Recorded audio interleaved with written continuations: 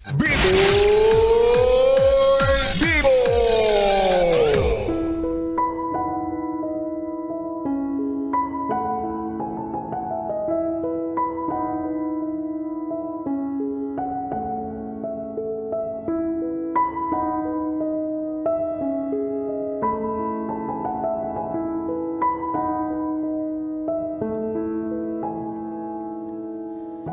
Bibi, kating-kati ka na ba? Kating-kati na makagraduate, makapagpagraduate, yumaman, magkaroon ng sariling bahay, magkapamilya at kung ano-ano pa. Sabi nila, maghintay ka lang daw. Darating din ang lahat ng pinapangarap mo. At balang araw, magbubunga lahat ng iyong pagsasakripisyo. Kayod lang ng kayod.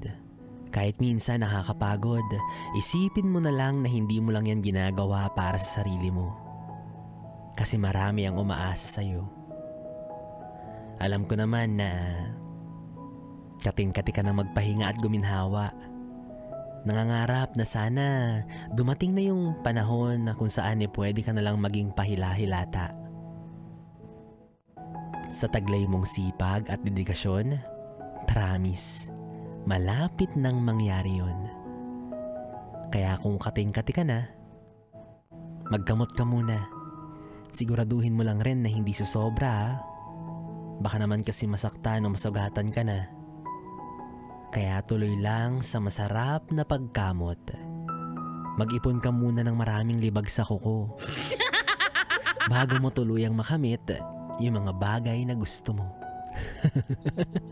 Yes pre, nagkapiling mo pa rin ako, DJ B-Boy Bibo, para sa ating tuloy-tuloy na BB Time dito sa 101.1 Yes FM. So